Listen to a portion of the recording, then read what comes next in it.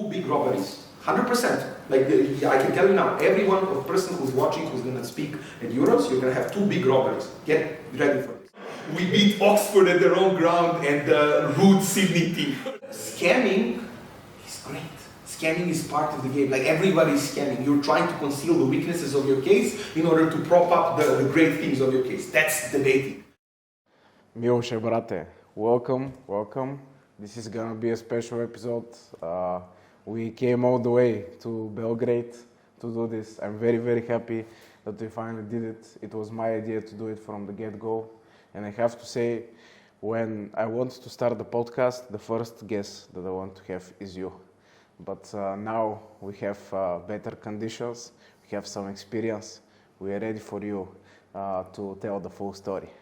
So thank you very much. If people don't know you, you are absolutely amazing person, amazing debater. I'm not even gonna go to your CV. It's pretty good. Maybe mine is better, but we can talk about that later. But just for the context, you are a person that probably has changed our lives in a way, and we are very grateful for that. So obviously we are three men, very toxic Balkan men. So this is probably the most wholesome that we'll get, but it's important for the people to know that. So as always, I start with the simple question: how do you feel? Oh, nice. No, it's very good. It's weird to be in like a studio like this. So very nice thing of you to do, to drive all the way from Belgrade to Belgrade to record this episode. So very nice. It's cool. Rumane, do you want to say something from the start? You are guest host today for the first time. To be here. Let's just go. He's shy. Oh, it's okay. We have time Typical to first get the speaker. groove on. So let's get started from the way. We're gonna talk about a bunch of stuff, but you know what? Since I was a little kid and I went to my first international competitions, there was always this thing that we used to say. It was like a running joke, but it was based on truth. The Serbs are always late. Yes. Whatever happens to the tournament, we are all there, everything is ready, the draw is about to be dropped, and we are waiting for the Serbs. So I want to start with the beautiful story of how you were late for round one of Oxford IV. Oh, okay. Tell us a little bit more about that, because I think it shows a little bit your overall character and your debate journey. Or part of it. No, that was an insane story. We are both me and Janko are terrible at waking up. Like everybody has this like a million snooze alarms every 5 minutes, and you get used to just waking up and snoozing it again and again. And I think we were staying at Harish's place. We were staying at Harish's place one day before. We pushed our luck. We were like, yeah, 1 more hour is not gonna be anything. So we were late for the train. No, for the bus. I don't know. Either of which. No, we were late for the bus. It's important, actually. We were late for the bus, and we arrived at, I don't know, King's Worcester Street, whatever. Something Chester Street. And then we realized there is no bus. And what they told us, and it was like the tournament. I don't know if you know how Oxford goes. We do know. It's how Oxford goes, but round one starts at Friday, like somewhere midday, like I don't know, 3 p.m. or something like this, and it takes you an hour to arrive from London. So we were. It was something like 1 p.m. when we were supposed to catch the last possible train to get there, and it was like a half an hour like run through the what is it called, not U-Bahn, like the underground stations or something like this. I'm running, Janko is cursing me, he's like, why are you so fat, why can't you run faster? Fucking bastard. No, but I genuinely, I'm trying my best. It's not good enough. We arrive at the train station, we get the ticket, we're inside it, and we're like, oof, nice. And we know we're gonna be late for the announcements and for everything. We're like, fine, who cares? And we messaged some people and we're like, yeah, we're gonna join you for the draw, it's gonna be okay. Half an hour before Oxford station, like not half an hour, but like It's like 15 minutes drive more from Oxford station. The train stops and is dead in its tracks. Nothing is able to do. What the fuck? And apparently something broke down. I think, I don't know, like either an animal or somebody was crossing or like something broke down. And we're stuck. Like by foot it would take us an hour. By train it would take us 15 minutes. And they're starting to tell us, okay, the announcement has started and everything. Balkan people, that's very nice. They started to ask, some of the people asked questions to the equity briefing in order to prolong it, but they couldn't do it for a long time. In the end, we got told, is like, okay, we're gonna be on the draw. They're gonna tell us the motion. They're gonna tell us the position. And if we make it to the round before the runners, we make it. If not, we're cut. And that was the fucking nightmare. Like, so the motion is announced. I cannot fucking prep the motion. I have no idea. I'm looking for how to pre-order an Uber to the station when and at this point, train is not running yet. Train is not at all running. And the train starts going. We arrive, like, I don't know, 5 minutes until the prep is ending. We arrive at the station. Somehow manage to get a cab. The cab is taking us to the Oxford Union. We notice people who are judging us and everything on the building to the left. And we're like, no, stop, pay. And we run, and we had 1 minute before the clock is ticking, enough to go to the toilet. And the funniest part, we have nothing. We are not prepped at all. I have no idea. I vaguely know what the motion is. I tried a couple of times to talk with Janko, but no. But the thing is, we enter the room. Brian Wong is judging. It's round one. We are CG, and Prime Minister stands up and says, "Hello, everybody, ladies and gentlemen. I am the Prime Minister. I will debate the motion." This, and I'm like, yes, like audibly to Janko, yes. And I start writing the Prime Minister's speech from the start because I know that he's not gonna say anything. And we took the first. We got the highest peaks in that round of the tournaments, and that was the year that we won, right? Like if we got cut, that would be like so sad. But yeah. That was my heart was racing throughout the whole day afterwards. Like I was not able to calm down. I actually remember like small part of this story because at some point I began like hearing rumors. Milos and Janko, they missed their train. Something happened. Blah blah. And I vividly remember we were prepping because we were in the same building. And it's almost over, and we are about to go in the room, and you guys storm into the building. We kind of see you. We just see each other, no words, because I know that you have to actually do debating. But that was quite the story, for sure. And I think it shows a lot. So before we get into debate stuff, I kind of wanted to maybe we'll go about it a little bit more chronological. Okay. You know, go back in time, learn a little bit about you. You are an interesting person outside of debating, for sure. So, I don't know, tell us a little bit the story of how, like, you started debating and what was the overall motivation, how it kind of built up towards wanting to achieve big stuff. Because usually at the start it's something fun, then it evolves. No, so I was always told that I would be, that debating is for me. Not necessarily that I would be good with it, depending on people, because I was always arguing about stuff. And now when I remember what I was arguing about, what my arguments were, I cringe. Like I was very annoying. I would be annoying to myself if I was saying this. But like throughout my life, I really liked to argue with people, like whatever, argue about anything, like for $1, whatever. So I was the fun guy at the parties. No, but genuinely, this was something that I was really passionate about. The first passion that I got was in elementary school, and it was the only thing that the Serbian education did for debating, which is my history teacher had us debate the motion, because at that time in Serbia in 19th century it was the motion, should the only educated people vote or should everybody have the right to vote? And I was like defending all of the people right to vote, and I was like so pumped. I was like everybody else took it very personally. For some reason they were really like stressed about this. They were really not liking that you're attacking their points. I really enjoyed it.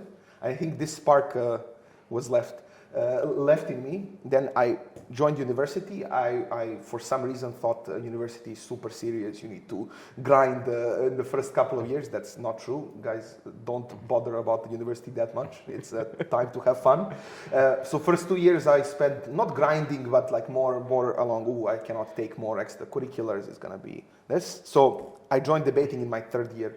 And that made me prolong my degree for a long time, but it's fine, it's okay. No, but actually, so I joined in the first year. I had an excellent generation from my perspective. Like Janko was there, ISIS was there. For people who do not know ISIS, no, we had a great generation who was like really. Like we were really nerdy. At the same time, we knew how to like relax, party, and to do all of this stuff. But we were really nerdy. We were asking from our coaches, we have 2 times a week. No, let's have 3 times a week or something like this. And we were like really driven.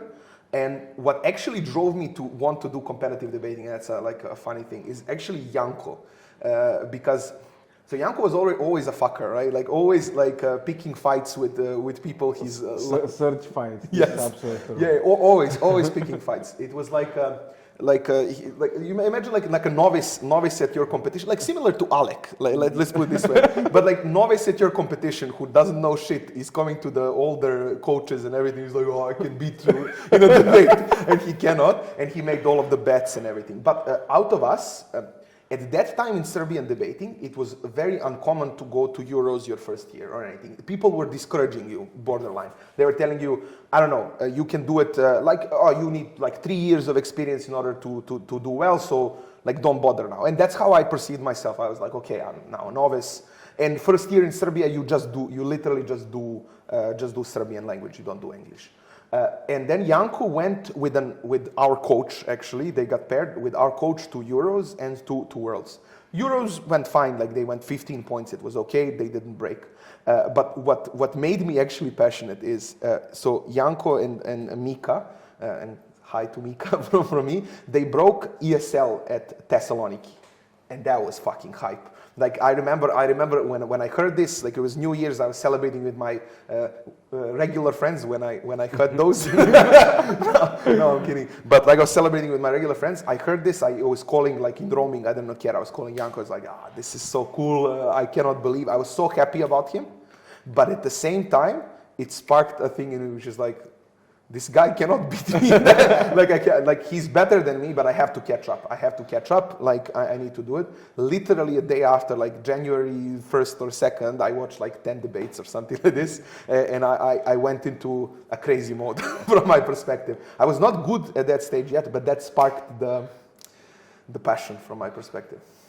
Janko is definitely a guy who can bring the best and worst in people, yes. I would say, which you can take as a compliment or not in certain situations, but for sure.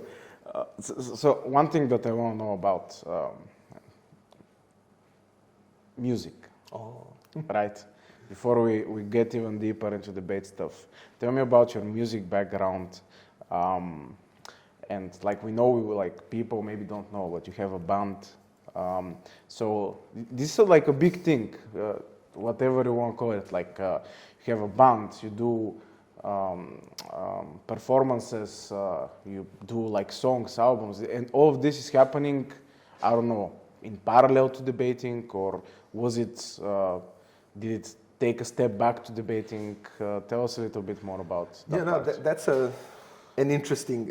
I never knew I was gonna end up like a band guy. For me, it started when I was in high school. I for some reason, that was like very cringy, but I was going through the hallways and singing like, I don't know, in style of opera. I obviously don't know how to sing opera, but I was like, it was like funny to me for some reason. And I think a girl from my class noticed, and they were missing like a person from a band for like AC/DC tribute or something like this. And that's where I started, how I started to do music. And I have like a very cringy hard rock, and it's not cringy, like come on, like I was 15, of course I did, like I have a love song, I have like a song about driving fast or something like this. It's called The Roadblock, if you wanna, you know, it's there. And then at that time I was always wanting to be, like the best band in Serbia at that time from my perspective was Centurion, because they had lyrics in Serbian which were not cringe, which is very rare from my perspective, because everything in Serbian, when you put it in lyrical context, usually sounds very cringe. They were really professional, and like Jole and like the people who were in the band were really nice people. So I was always hoping to do that, to join the band. I joined in 2012, and it was like the best time, like best of times. I really enjoyed having like this creative outlet, as you said, like on the side, something that is mine, and something that I can express myself to that degree. And I think we are like, for metal standards in Serbia, we're decently famous. Like in the sense that we like heavy metal bands in Serbia would not have more than 500 people at their gigs. We have around 300 to 400 people at our gigs or something. So it's very, very nice thing to have. Or something like this. And just the whole magic of writing songs, writing an album, thinking of, I don't know, stories that you want to tell, philosophical stories that you want to tell, actually was really, it was really, really cool for me. When I started debating, I got injured in my voice. And that was like a very tough period for me, because like, all my life I push things to the maximum, to an unreasonable level for some. I don't have a stop sign. I don't have somebody telling me, okay, you need to fucking chill. So for example, in 2013 and 14, anybody asked me to I don't know, perform with their band, I don't know, tribute band to Black Sabbath, I would say, yeah, of course. Tribute band to, I don't know, Nightwish, and I sing the male vocals, yes. So I was literally having gigs every day. So I got injured. And I think that's the most terrible thing that can happen if you're like a singer or something like this. You feel powerless. You feel like it's never gonna go back. You feel you start thinking, am I a fraud? Is this like has my vocals been just like good now, and now they're never gonna be good enough? And I think becoming good at debating at that time helped me in a sense, and it was to some extent an escape from this feeling of inadequacy in one aspect of your life. I was feeling really guilty for not ditching the band, but like I was still a part of the band, but not committing as much as I would want and committing to debate. But at that time, it was very simple. Debating made me feel good because I was good, and this made me feel very bad because I was dreading every performance. My plan, like obviously, I'm healed, I'm okay now. So my plan is to now do the reverse. So take a step back a bit from debating, and obviously I'm gonna still be there. Nobody really retires, but do more and more and commit more and more on a band level, because I think I have a lot more to say. I think the songs are gonna be excellent. I'm recording next week, and I'm really excited about this. So I want to give a bit more of my passion and my energy towards this, and I'm really sad that I did not have the opportunity when I was debating, but I'm still glad that I did debating. So, yeah.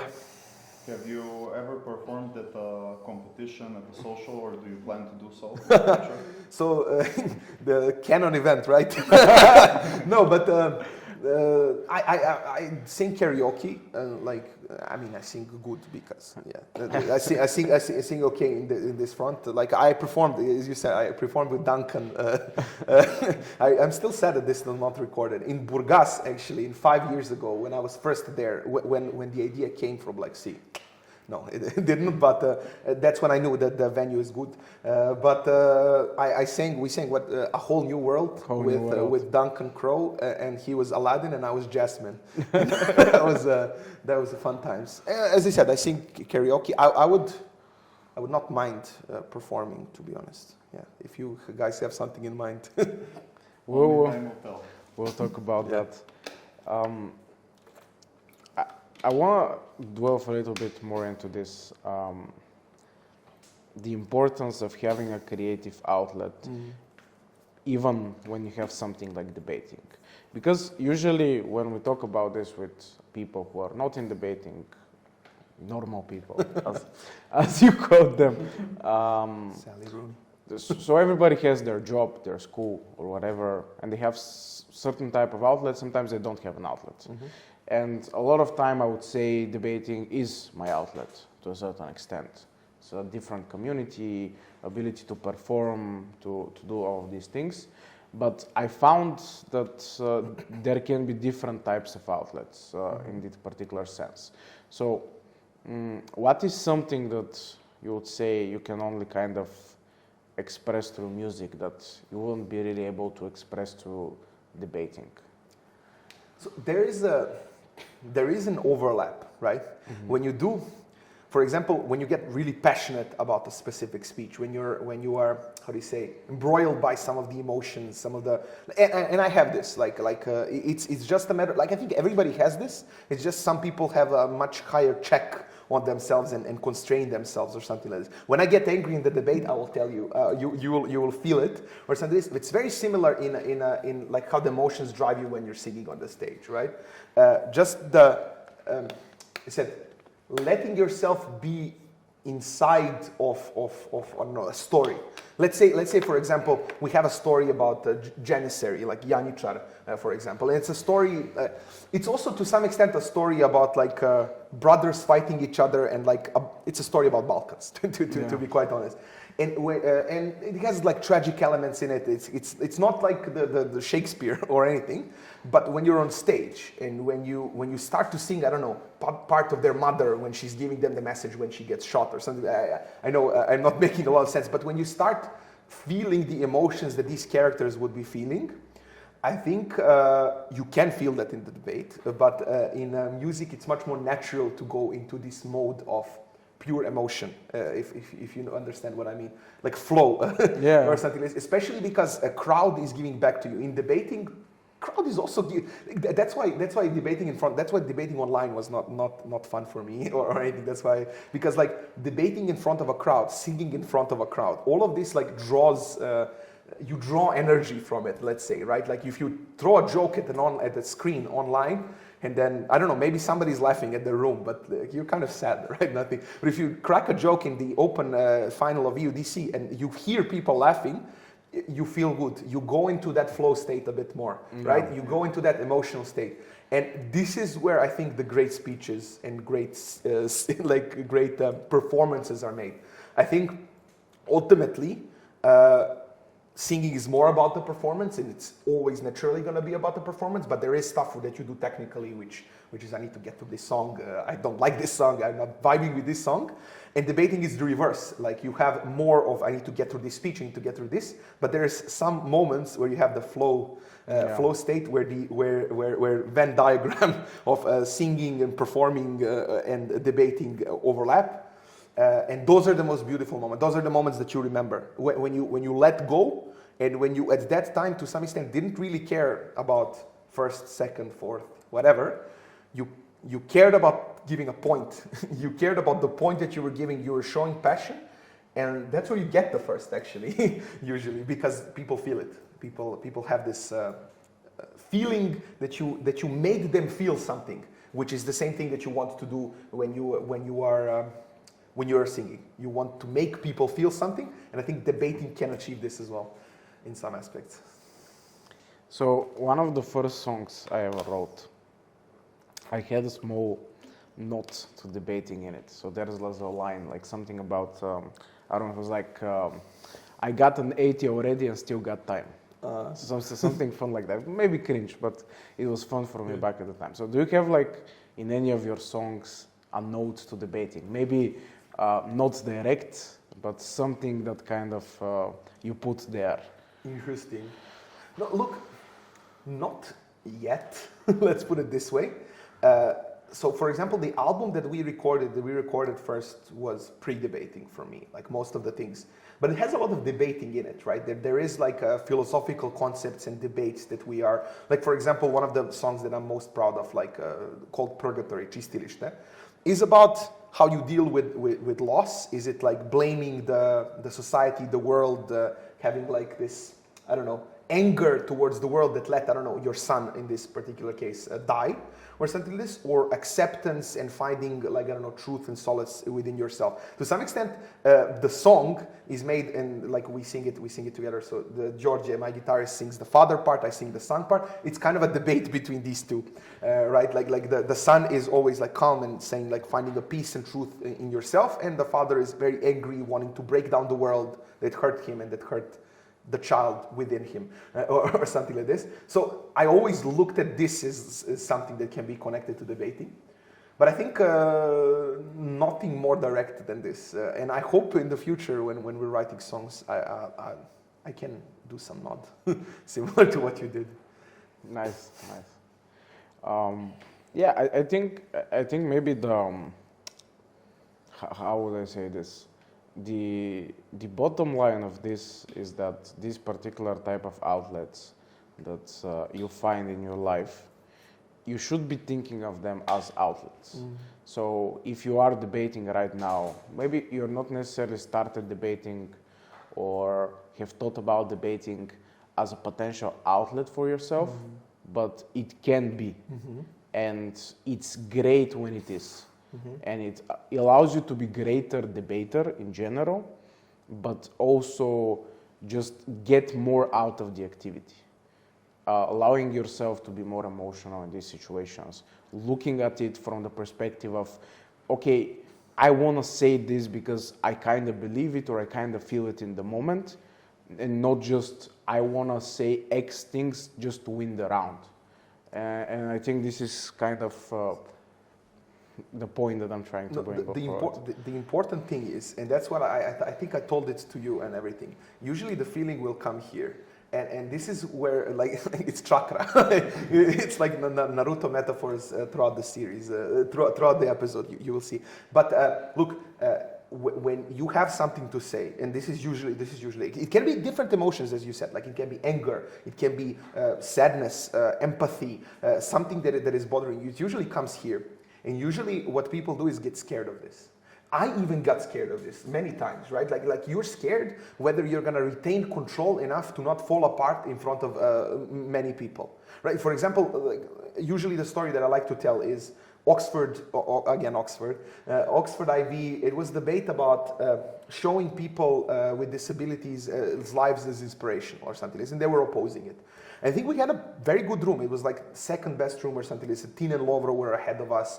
We were kind of worried like what is going to be left for us in CO. And the whole prep and the whole thing that people were speaking, I was thinking of my cousin who doesn't have a part of his arm, and how he was feeling when he was a child, when he was coming to the, I don't know, family gatherings, and when he was hiding. How was he feeling? How was he feeling when people were thinking that he cannot achieve something or something like this? And every time I wrote a word on a piece of paper, it was like his face was in front of me. And I was almost in tears. And that was I was so afraid that I'm going to fall apart. Janko was afraid that I was going to fall apart. He was like, dude, are you okay? Can you deliver a speech, right? Because like I never felt this intensity of emotion at that time, and like I was like, no, I can do. I felt I have to do it to some extent, but a lot of people, and I was very easily to get scared out of it and like maybe do a boring speech or something like this. I went out. I was yelling at people. I was tearing them to shreds because I was so angry at what they were saying. It was like they were saying these things to my little cousin, and like they were so wrong. And they were talking, I don't know, they were talking about how this will bring more political capital to bring, I don't know, more policies for this. And to me, that's ridiculous in the sense that none of the politicians are actually watching the inspirational videos of this. And we were talking about, like, I don't know, personal things, how your mother is viewing you, how your friends are viewing you, how they're behaving towards you. And that was still one of my favorite speeches that I've done. Like especially because I let go, because I was not, because I was, it sounds cringy to say brave enough, but like it did take some, I don't know, courage to risk falling apart in front of these people, because you were this close, this close to falling apart in front of a chair, and I don't know, maybe you started to cry and maybe, I don't know, being incoherent or something like this, but it worked. We got first clearly, like, it was a closed round. That was the funniest part. It was a closed round. We were in front of the room with Lovro and Tin, and Lovro is like, yeah, it's an op sweep, maybe we have a shot, and I was like, no way. 2 minutes afterwards, the wing from the room is coming to us. It's a closed round, remember, nobody can leak result or something like this. It's coming to me, and Janko is like, amazing. and Lovro is like, okay, we're second. That was like, it's a highlight. Like, but don't, like, the message to the people is like, when you feel this, obviously not every time, but don't get scared. Try it. Try it sometimes. I think the feeling is excellent if you succeed. I've said a couple of times on the pod this, but the most underrated skill in debating for me is empathy. Mm-hmm. And this is when you turn the generic, boring, sometimes outright, like I would say problematic stereotype of like the minority extension of, or how will people feel, blah, blah, blah, into an actual argument about people. Like, and you have to really put yourself in that position and be empathetic. And I think empathy is kind of a skill. Some people are naturally more empathetic than others. That's fine. But you can work towards doing more of that. I think like Rumen is probably a good example of somebody who is not naturally the most empathetic, but kind of worked through it because of debating. It's true, it's true. Yeah. You can give us the short version of the story. No, the short version is I won't. But what I will say is, even if you're scared to do this, and even if you fail, you should still try it. The game improves, you improve, and like it's very boring to like listen to the millionth time where someone says, "Oh, I will analyze these 3 reasons, and we'll take care of the most important stakeholder," instead of actually trying to make a coherent argument, actually trying to put yourself in the shoes of these people. And it is uncomfortable, but give it a shot, guys. Yeah. But for you, I mean, the story of you guys is. Culmination is the open finals of Euros, right? I did not expect Rumen to utter some of the words that he said, and it was beautiful to hear to some extent that you let go and run something that is a bit out of your comfort zone, right? And more emotional and more I don't know, celebration of life or something like this. Even like it doesn't matter. You lost. it doesn't matter. But like it was beautiful to see a culmination of you in particular, who like really cringed at any of this. When I talk to you, it's like, oh no, you need to be just structural reasons, 5 structural reasons, and then you talk about how life is beautiful or something like this. So I think, and if you didn't do this, I think you would not be even in contention to win. Like it was like a short diagonal from my perspective. If you didn't follow your gut and follow this, you would suffer your debating would suffer because of this. The funny thing in this situation was I had the idea right in the beginning. And like 5 minutes of prep, I was like, well, this should be probably about some other stuff, right? Until, there was a moment, like you said, where you just felt it, and you knew that this was the case. Plus, OG did not touch about this stuff, so it was kind of easy. Yep. Yeah. For sure. What was the unicorn? That's space. The space deer. Space deer. Yeah. Yeah. Yeah, this been a nice philosophical part right from the get-go. Yeah. Let's go back to the debating thing, right? So, okay, you get into debating. There is a period where you kind of still building up towards that bigger goals. You see Janko does it in tests. You're like, this guy, how can he be better than me? As we said, Janko brings that out in people.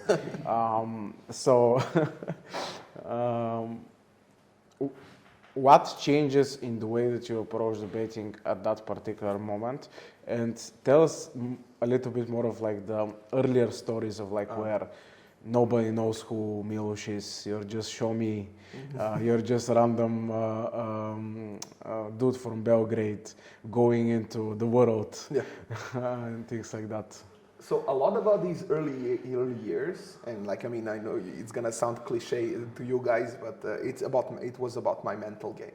It was about dealing, and that's why I think debating is important, by the way. Not you learn how to build arguments or stuff, fine. You will learn how to build arguments. But learning how to deal with yourself and deal with yourself in the worst possible, mental states is very important. Like one, you usually, when you join debating, everybody thinks they're very smart, that they deserve more, that the judge robbed them, or something like this. For example, overcoming robberies of judges was a huge milestone, a huge problem for me. I took it really badly, took it really personally. I didn't give up, it didn't bring me down, but like I was not willing to accept even what I could do as an improvement. I was like blaming external factors. And this is what I tell like you guys and anybody that is like, the thing that was a breakthrough for me is just learning to expect bad calls. That's 100% gonna happen. Ooh. I always tell it to people, like in a major tournament, 2 big robberies, 100%. Like I can tell you now, every one of person who's watching, who's gonna speak at Euros, you're gonna have 2 big robberies. Get ready for this. I don't care. In having this mentality is very hard, and like you feel very bad, like you're not breaking, you're doing this, you feel you're better than the rest or something like this. It's fun. At the same time, it's very frustrating when people don't know your name. When people don't know your name, you have very little pressure from my perspective, right? Because you kind of you're in it to win it, right? These guys have something to lose. Like another thing, first round of my Euros at Warsaw, I draw like Oxford C, Jamie Jackson, like very good speaker, but like went to the Open semifinals, and I was like, yes. I can brawl with them or something like this, and we won. I was like ecstatic or something like this, and they can feel they felt very bad. Probably they lost against some Serbian rando who they don't know or something like this. I was feeling ecstatic, like I was feeling like I'm proving my worth to people who I care about, like my coaches and everybody else. And this is also part of the mental game. You feel pressure. The reason why you fear loss and not breaking or something like this is because you feel that everybody is expecting this of you. Is that everybody will value or not value you based on the break, because that will show how smart you are or how not smart you are or something like this. But the problem is it's actually you who are putting this pressure on yourself. You are your own worst enemy. You are your own gatekeeper in this particular sense. Even if everybody validates you, like Hokage, like even if everybody validates you, if you don't validate yourself, it doesn't matter. If people diss you, if people not diss you, actually it's within you. So that's the thing. Funny stories to get more into serious stuff. Like. I was very poor when I started debating. I now have a consulting job. It's like a cliche. All of these things. It's very good. 2016 was my first competitive year. Let's put it this way. I was really poor, man. Like I had. I remember Leiden Open first tournament, 2016. That's where I saw you first time. I think you were there, right? 16. Which 16? Yes. I think might be, yeah. Yeah, I vividly remember you, but we fought guys with each other. Exactly, like, we not. That's how I. These guys from my tribe. We went Ilya, Janko, Isis, myself, 4 of us, in one suitcase with it. Like one suitcase, like each of us had their own corner of the suitcase that you pack, I don't know, like underwear or whatever, or something like this. I brought, I think 30 or 40 euros for 5 days. We were also staying in Amsterdam to chill, and this was my first time really traveling that much or something like this. We spent our money first or second day. I was like hungry. I still remember it was at Burger King. Janko was probably the richest among us or something like this. And I was like, Janko is ordering, I don't know, double Whopper burger or something like this. And I ordered, I don't know, toast or something like this. And I'm looking at him and he's like, you can have this scrap or something like this. It was like, no, but I didn't have a luxury of doing this. And to be even worse, I lost my passport with the last 20 euros inside of the wallet. I still think like the guys are gonna, like Ilya and people are gonna say, no, you're an idiot, you lost it. I still think somebody stole it because I had it in the venue. I went to the bathroom or something like this. 15 minutes later, I didn't have it in my bag. I don't know, maybe somebody did, maybe I dropped it, who cares? But losing a passport when you have 20 euros is ridiculous. So we lost almost all of the money. They also needed to give me some money to buy the new passport, to get everything. It was very nice. Also the crash, by the way, you're complaining about Oxford crash. Leiden crash was, man, oh man. Like I was afraid to take a shower because there was like a red hand on the shower or something like this that looked like something very disgusting. So we had a place where we were staying. They had like a spaghetti, like literal spaghetti on the floor and forks or something like this. We were staying. We didn't get a single pillow or anything like this. It was like I was sleeping. And it was like, this is like February or March or something like this. I was sleeping on my bag covered in a coat or something like this, like terrible or anything. But to some extent, like it sounds, and that's actually a broader point. It sounds terrible, but it was fun. Like it was still like it's not all about the luxury of having. Like I would now order a hotel; it would be fine. But it was still the best stories were when we really didn't have nothing. We were really exciting about just being in the fucking Netherlands and debating, and I don't know, the random judge will rob you and do something like this. But the culmination of this story of being poor there is the last day. So firstly, we shared one kebab. That was very fun. It was like me, Isis, and Janko. We had the money for one kebab. And we were like, one takes a bite, passes it to another person, and then a third person, and we had money to buy fake chocolate bars, like fake Mars, fake sneakers. That's what kept us going, by the way. Thank you to fake Mars. We went to the airport because we had no money to stay anywhere. And foolishly enough, we thought, okay, airports are open 24/7. We can sleep at the airport. Great. We didn't know that the Eindhoven airport. There's no such thing, and it closes at like 3 a.m. or 2 a.m. even. No, and actually it closes at midnight. Even worse, it closes at midnight. Have no flights. They kicked us out, and it's fucking freezing. It's minus or something like this, and it's us plus a couple of other people. And there is nothing around. You cannot even go there. That night, those 6 or 5 hours of my life were just. We didn't have gloves. We put socks on our hands. We were trying to find the most warm place. So we went. I had a crazy idea to go under the bridge, and it was even worse because the wind was blowing. In the end, we settled for hiding between the 2 ticket buying booths. Because at least it had on the back or something like this. So it was literally me, Isis, and Janko in the middle, hugging each other for 3 hours, like losing our mind, like losing our mind. At some point, I think Isis was starting to sing the drums, and I was starting to sing the melody because that was like it was insane. You have nothing to do, nothing to see. It was fucking rough. And this is about perspective now. When ISIS, we went into the airport at 5 a.m. when they opened, motherfuckers. When ISIS randomly found a 20 euro note in his I don't know, bag or something like this, for us to have like a sandwich and like the orange juice. That was fucking best orange juice that I ever drank in my fucking life. It was so great. Like it tells you about perspective of if you have all of the luxury, like you start to notice even the smallest thing. There is no AC or something like this.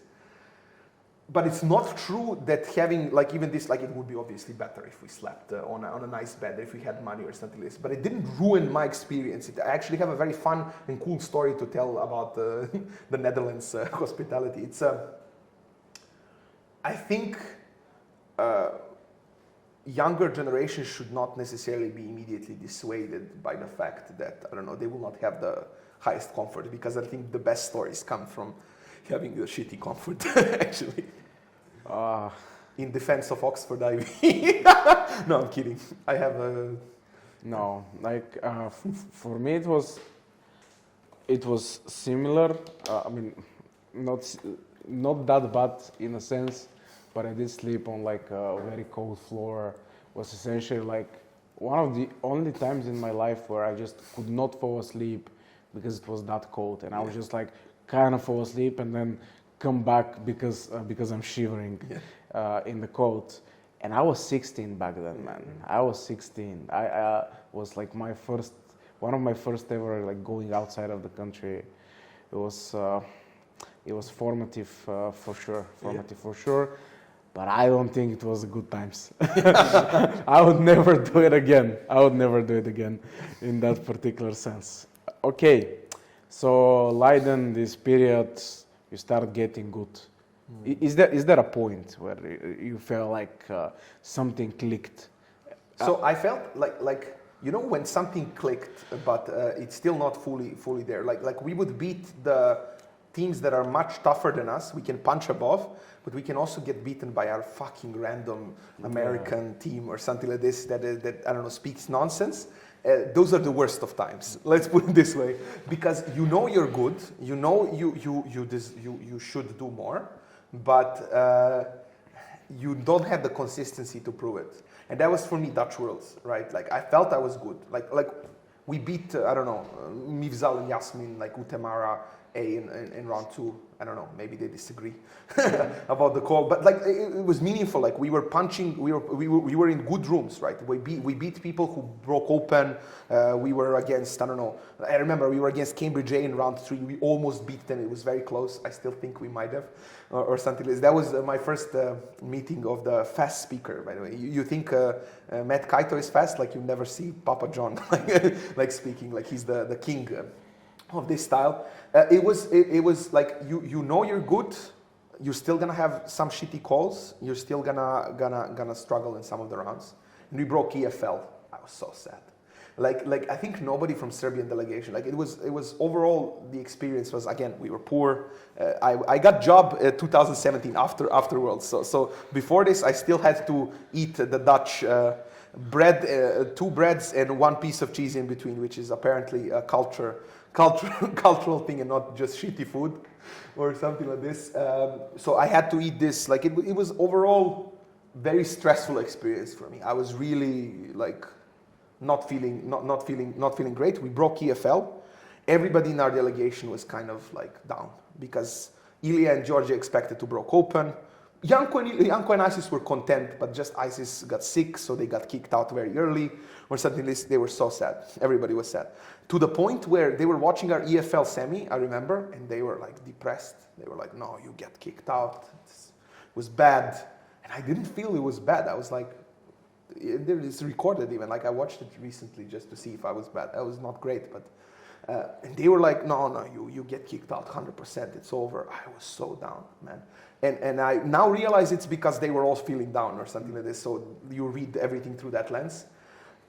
But we went through. We go to the finals. We win the finals. And that's actually one of the most beautiful moments. One of the most beautiful moments at that time. Because to some extent, and this is bad, but like a lot of people dismiss EFL as category. Like, I don't know, it's category. You're not good enough to be ESL or open or something like this. And that's how, even in Serbia, a lot of people did perceive it, a lot of these jokes or something. So you do not feel like it's a big achievement for yourself, even though it should be, it should feel. And then when the moment comes that they announce closing opposition Belgrade C or whatever, and everybody starts rushing to you and hugging you or something like this, you feel it doesn't matter. Like they drop their guards, they drop their cynicism, they drop all of these things, and that was the beautiful part from my perspective. like even Theodora, when you ask her, one of the most beautiful parts for her debating career was this. By the way, this is the first tournament that I've won ever. I've never won a tournament before this, and it was Worlds. But even after this, and to your question, when do you feel your mojo or something like this? Even then, I got validation, but I got even more pressure. And this is what people don't understand. Like sometimes you feel that this break is so meaningful that when the break comes, next time it's gonna be easier. And for some people it's true. For me, it was very like bad on my mental game from my perspective. For example, next Worlds, Mexico, I was so like we had very bad luck with some of the judging. Like I still hate some of the, like I genuinely have huge problem with some of the people who judged us. Very disrespectful, very ESL biased. Oof, I could have done better, but still, I'm very mad. But at that time, I remember on break night, and I know we were on 13 points. I know we were on 13 points for sure because math or whatever. And I knew we needed to win last round. We needed to win last round, and I was not sure actually. Because actually Juanita was in front of me. That I only realized this when Belgrade Worlds. They were quite good, and we went. This is where we went like moral argument. Like I never run solely moral argument. There was like I have nothing else to run. I run moral argument. I was so scared. I was like, praying to. I was praying to break ESL, but if I don't break ESL, let it not be anything. I would rather not break than break EFL again, because I felt like it would be just a huge pressure to win it again, and I felt it was like bad or something like this. Yeah. It was like not. I did not enjoy Mexico that much. It was just huge pressure. Like I had to drink a lot to get through this as well during the break night and everything. Even the finals, like we went to the ESL finals. It was very happy. At the same time, I had a sour taste in my mouth. The first time, and especially because again, this is the time where I could not could not still process the unfairness that the game sometimes has. I still did not discover this 2 robberies per like I maybe thought of it, but I did not how do you say internalize it. So I was still really bitchy. I was still feeling to some extent entitled. If I run a good case, I'm entitled to win this. I need to win this or something like this. That's like ESL finals, for example. I was feeling super bad after this. I still think it's a wrong call, honestly. But what can you say? What can you say? But the first time where I felt good, where I felt like I'm good, like I'm in my mojo, is Novi Sad, and I don't know necessarily what are all of the things that clicked, but one of the main things that clicked is mental game, is how I view myself, how I think other people perceive me, or something like this. Because for the longest time I had a problem, like I felt everybody's dismissing me, everybody don't think I'm that good, or something like this, and that was at the same time paining me, right? And at the same time, it was a fuel, right? Like similar to like Naruto, right? Like I'm gonna prove them wrong or something like this. And that is the year when I discovered that I don't necessarily have things to prove to them. It's more about myself, and it's more about my own insecurities and my own problems with myself that I cannot admit, or something like this. And then it just clicked. Like it was like Belgrade Open 2018. I don't know if you guys were there. Belgrade Open 2018. I was convening 72 teams tournament, and I was speaking at it because we had no other, like at that time we were still not very rich, so I didn't have really full time to go to a lot of tournaments. So we had to speak at this. So I was convening and speaking, and it was terrible because we had to speak 5 rounds in a day. And it was not our choice, by the way. It was the choice that the venue told us we can have rooms for 1 day. And it was like, okay, fuck it. What can we do? I remember 5th round, I don't even know what I was saying. It was crazy. Like my mind was nowhere, because I was staying up until, I stayed up until 3 a.m. to greet, I don't know, Julio, I think, was coming latest from Mexico or something like this. I was doing all of this shit. And I slept 2 hours, debated 5 rounds, and we broke open. And I was like, I don't know, at that time, it's like my pressure fell off fully. I was like, if I can do this 5 rounds in a very competitive tournament, it was good, like all of the relevant teams were there. If I could do this for 5 rounds without sleep, and I can break, and I got kicked out of the quarters, who cares? Nobody cares. Like, that's actually the point. When I was in that quarters, I felt that was a wrong call, but I did not care. That was the beautiful part. At that time, I fully internalized this, like, okay, I think I'm good enough, I think I'm ready, I don't fucking care what other people are saying, I don't fucking care that a random judge will rob us of what I think we deserve, fuck it, we're gonna do good. And we did. I think that was one of the best performances that we did. It was very good. Like, we went to the Open semifinals, we broke 7th or something like this, which was like unimaginable for me at that time. Like, everybody was, Milos, there's a break, I don't know, ESL, that's it, like maybe low Open or something like this, but we performed. And it was a very good feeling. And afterwards, it just continued like this. So I think for many teams, especially most of the Euros contenders, you guys know who you are. I think all of them are currently in the stage where you explained about their insecurities, them hating the game.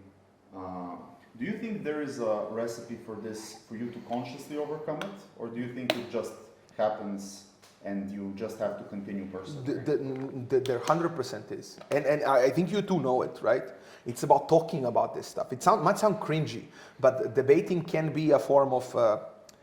if you don't look at debating just as a form of, I don't know, game of argumentation and everything, and you look at it as a form of therapy, right? As a form of something bringing your worst, like a sports psychology, let's put it this way, bringing your worst, I don't know, demons or I don't know, devils outside, and you having to face them, that's important. The problem is a lot of the people are not aware of their demons and devils.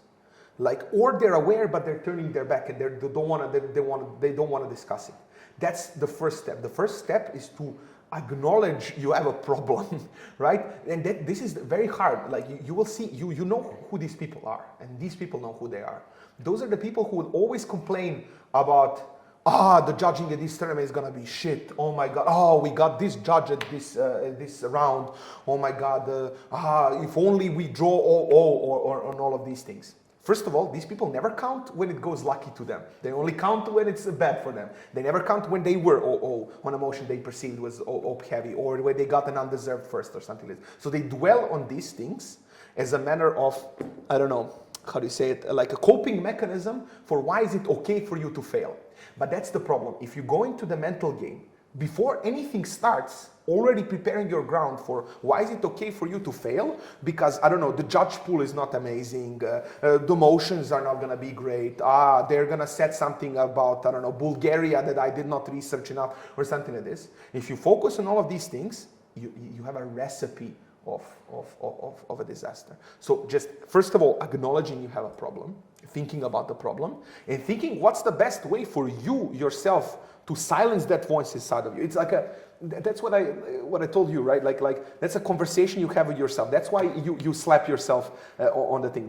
When I told you, the slap on yourself is a metaphorical slapping of your inner self, which is creating all of this mess, and your rational self taking over, right? You're saying to them, stop. We need to do a job now, and then we will fucking discuss this or something like this. And this is it might sound harsh, but if you have this physical break between you, I think it helps. It helped me. I don't know, man.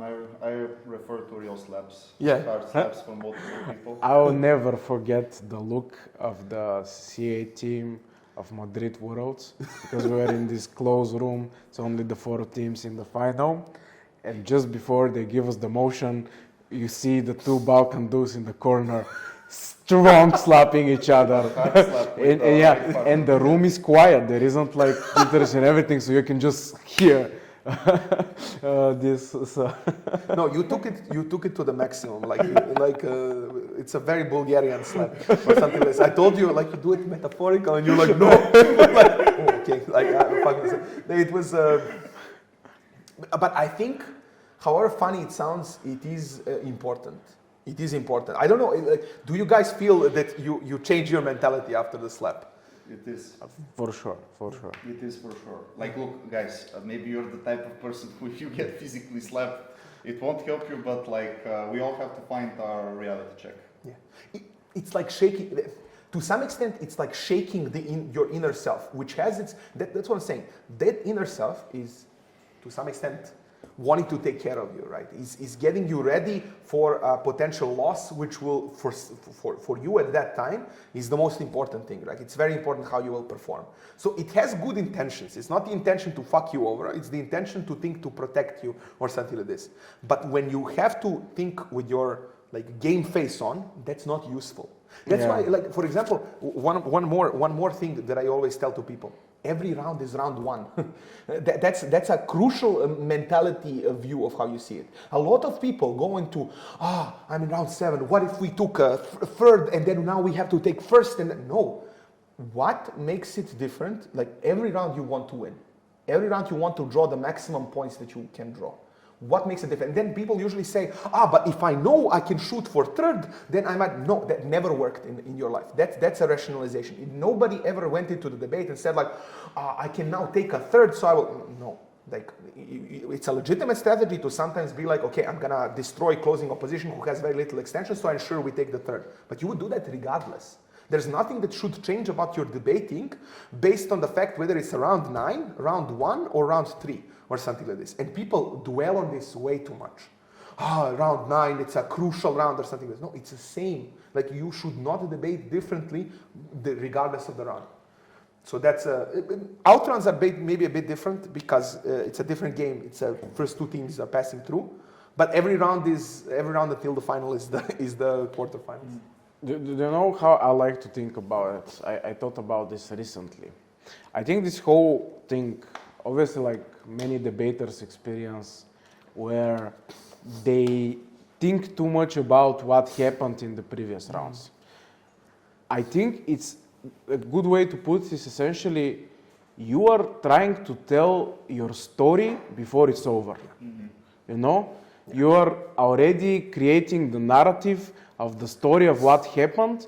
Well, in reality, there's so much more to happen, and if you're doing that, you are fulfilling the prophecy of what that story is.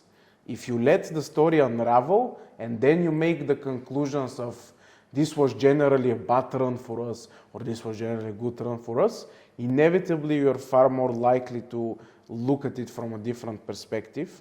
And this is it. Like, don't try to tell your story before you've actually seen the story. Stories are happening after the fact. You look at the situation and you kind of express it in that particular way. So before having the facts, you are basically fake news to yourself.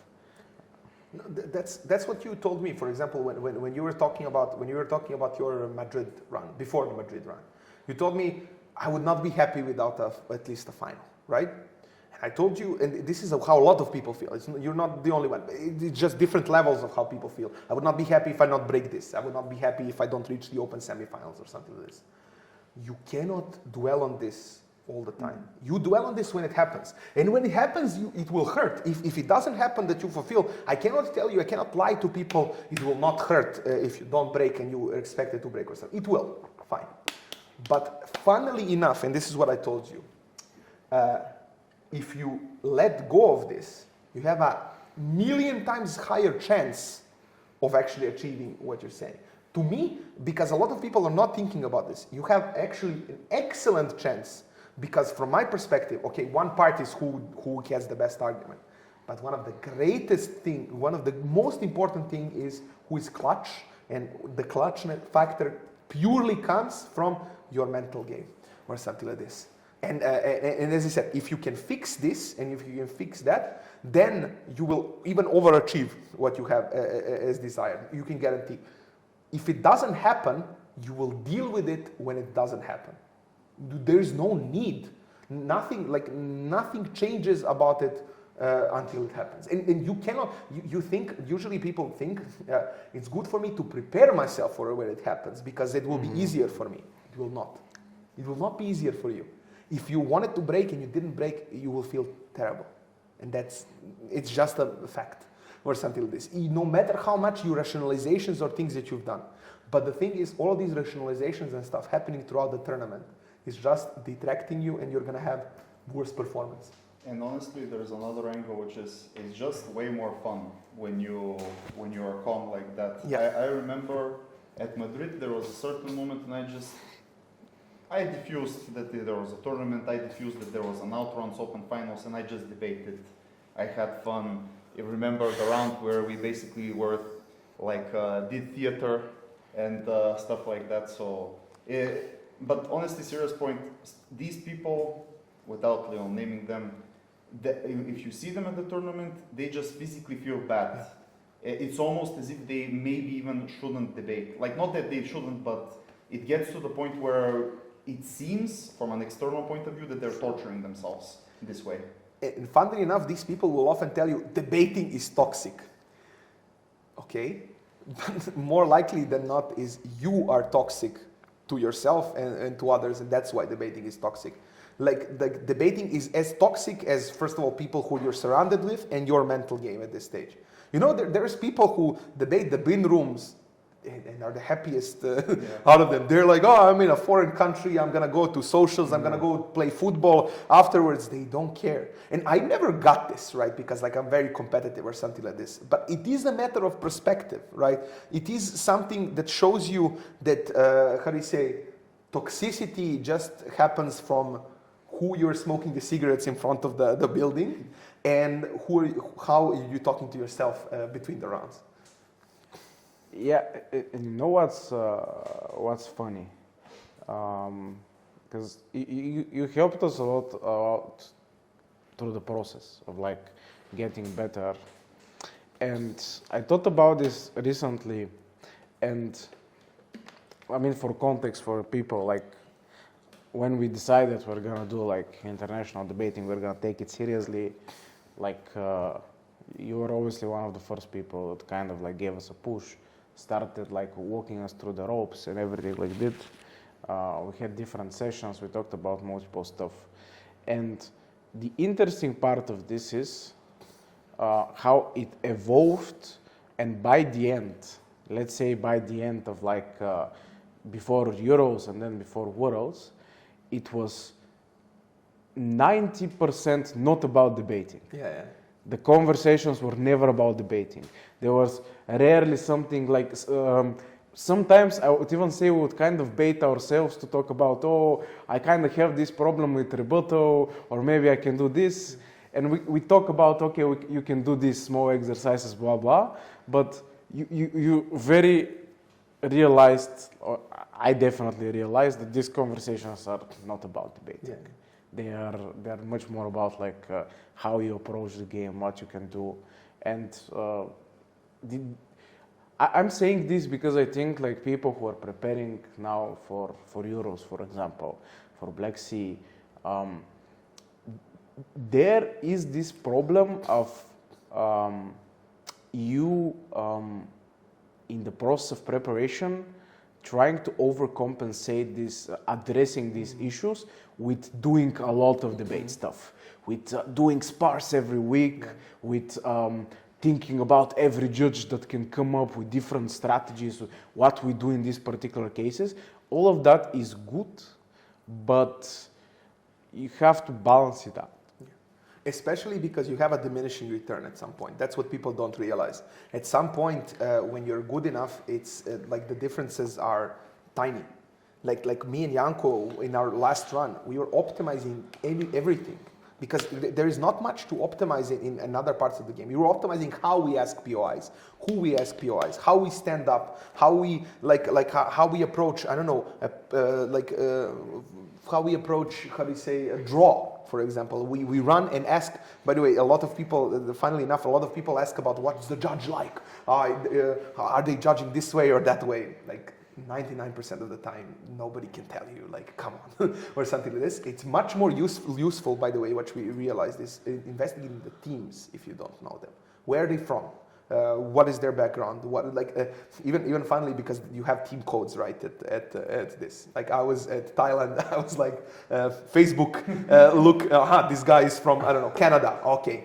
Why is this important? Because it's not gonna be as important. It's gonna take a small edge, but you can know what examples are gonna run. You can approximate which case might they be more familiar with or not familiar with, or something like this. That's actually an underrated part about the draw. It's a digression from this, but the whole point, and just to return to the main point that we had, what I really liked, for example, when we had these conversations, and you're exactly right what we said, most of these conversations were not about debating. Most of these conversations were like talking about mental game and everything like this. What I really liked, and when I knew you guys were ready, for example, and when I knew you will do well at Madrid, I had no doubt, is last session that we have, which was like 1 or 2 days before the tournament, you were the ones telling me, okay, these are my problems.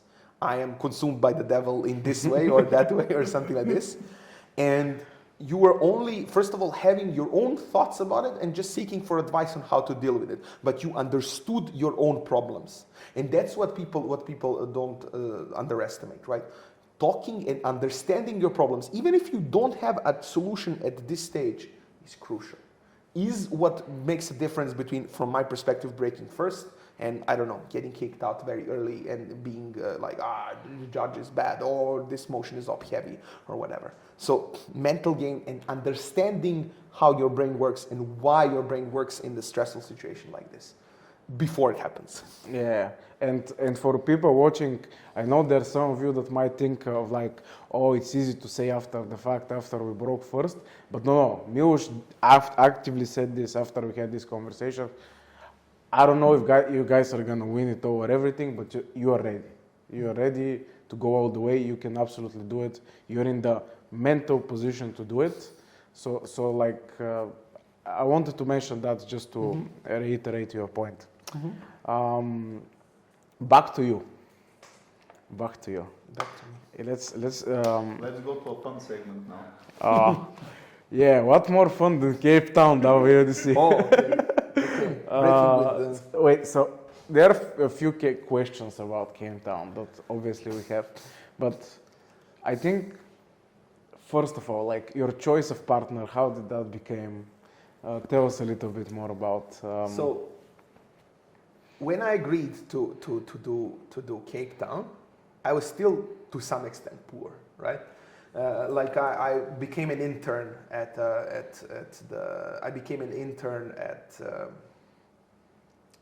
Arthur D. Little, and how do you say? I did not have that much money. I knew that I'm probably not going to be able to pay for it, and nobody from Serbia was able to pay for it either. So that's also the case. And then Jovan from PEP, Jovan asked me, and it was like, would you consider going to Worlds with me if PEP paid for everything? And I was like, yeah, I'll think about it, sure. And I get a call which is like, we got the funding, we're going. And I was like, okay, might as well, fine. I'm gonna see South Africa. I've never been to Africa before. I like to travel, let's put it this way. It was very tough.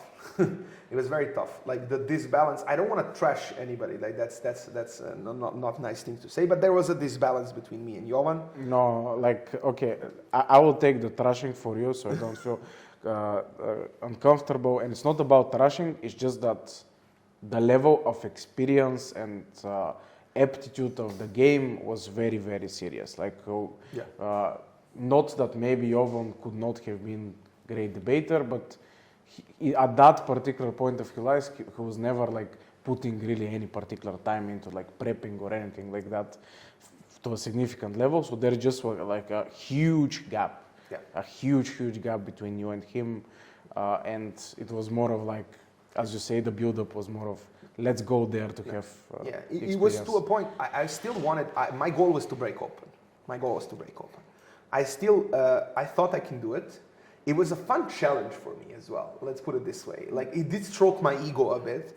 The fact that can I compete with one speech? Because oftentimes, of course, it's not always, but oftentimes I have one speech to hammer it in, and if I don't, I don't, or something like this. And I was competitive, funnily enough. That was like, I did not, like, we broke partial octos. I still think we could have went through with a couple of more minutes of my speech. We could have went through, and who knows what would happen, because for China motion afterwards, I think I would perform very well. But we were like, we beat, I don't know, Princeton, or is it Princeton or something? We beat Harvard one of the days. We were beating all of these like macho, like big team names for us or something like this, and that felt very good or something like this. We had a scare actually. That was quite funny because Jovan, in his own way. So you know how there is like this. I think this was even the first year that people could opt out of the break, of the open break and everything. And I was very adamant that we're not opting out of anything. I don't fucking care. Like I never understood this, by the way. I know some people are like, yeah, I do it for my society because then we win EFL, and then no. I think if you're good enough, you should be open.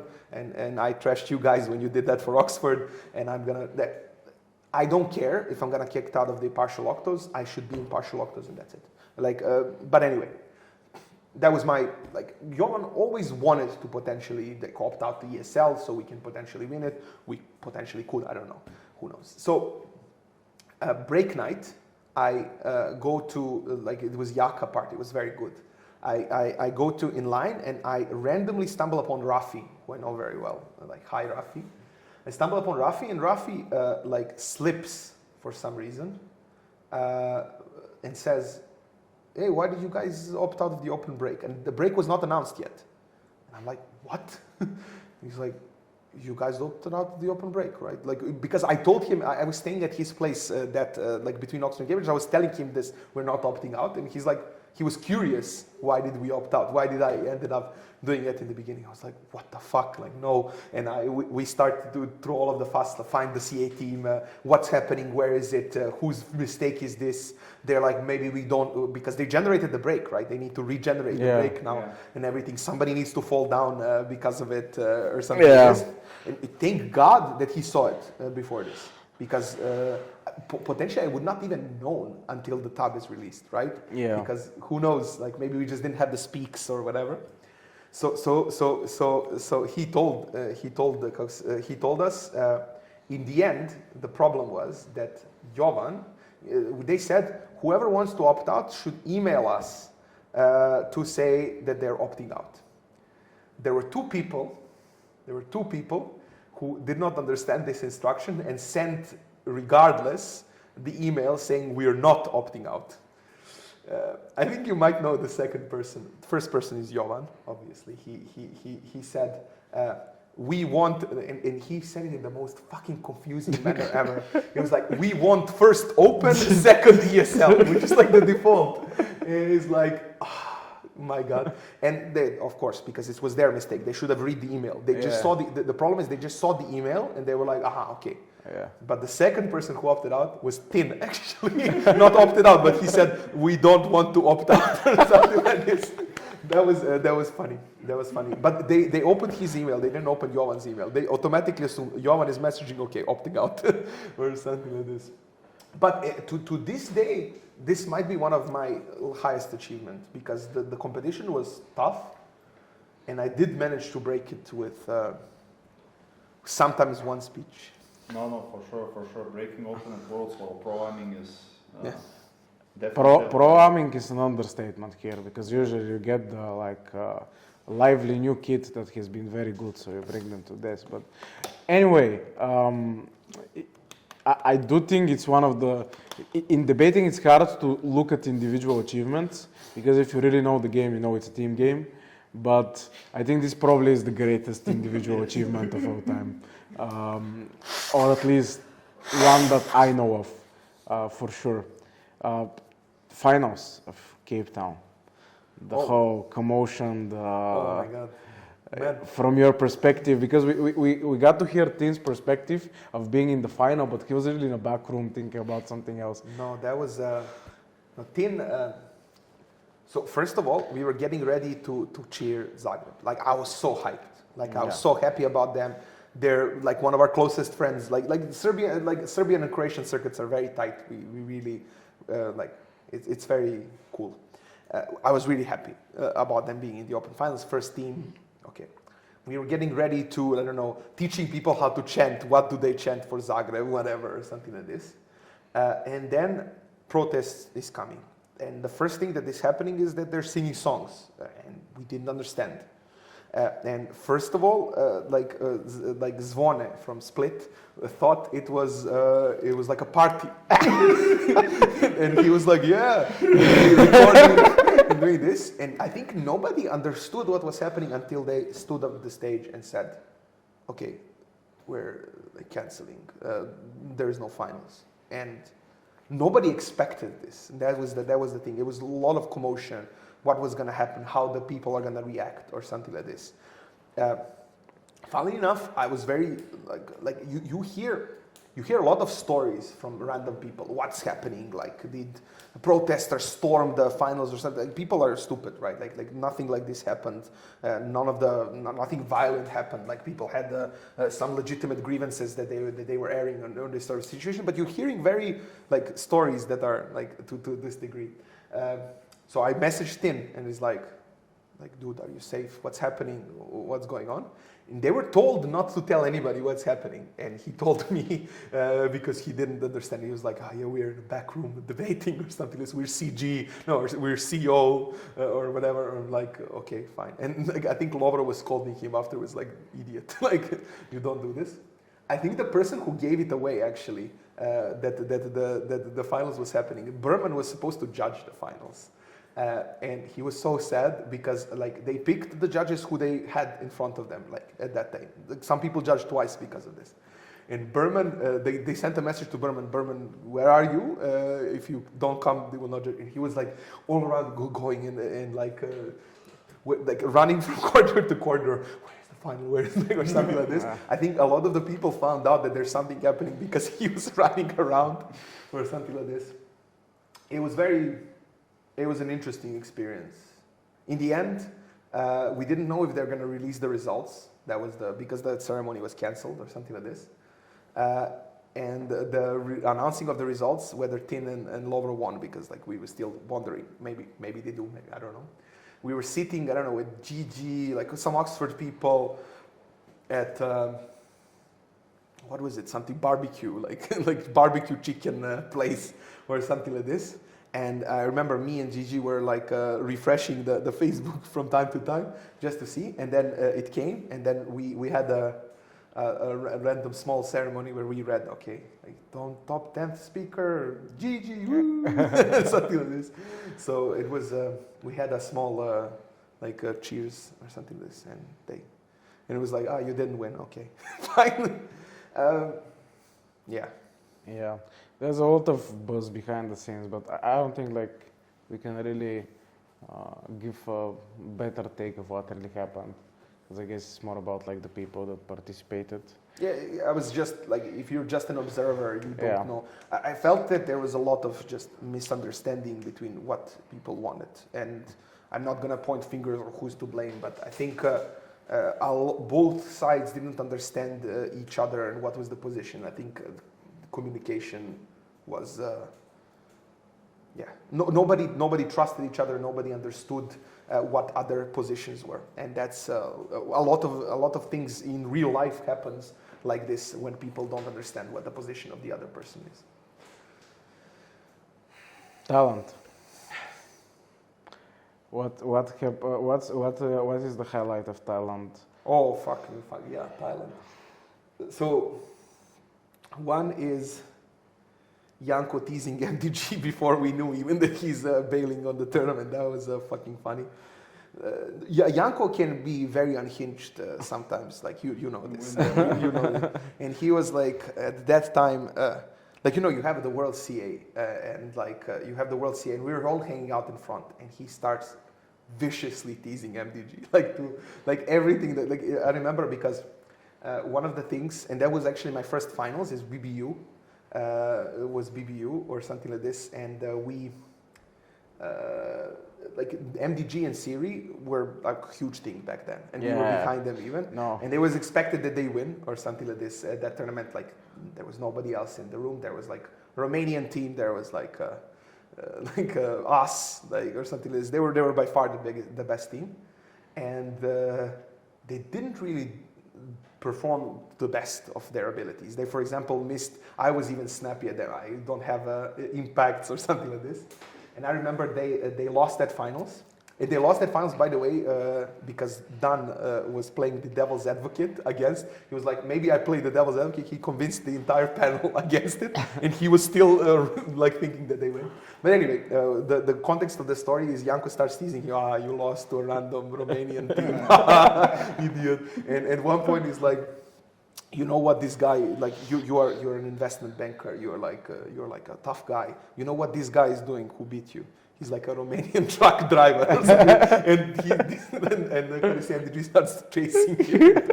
It was very funny. It was very unhinged. No, but just to give context of like people who maybe are not from European circuit or whatever, that particular point, Siri and MDG were like the shit. Yeah.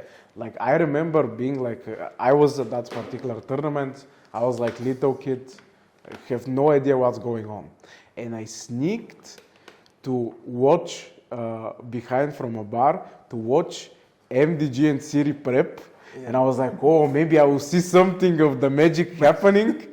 And there's like, I'm watching them and they're like normal. They're just talking about stuff. And I'm like, oh, Siri doesn't write this way. Maybe I shouldn't write in this way. It was so funny. So funny.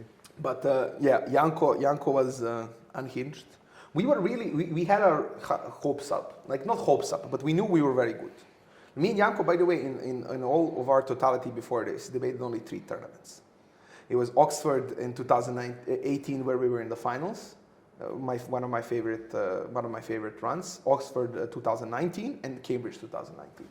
All 3 were finals, and we won Oxford, right? So we had we had our hopes up. We thought we can like battle it out.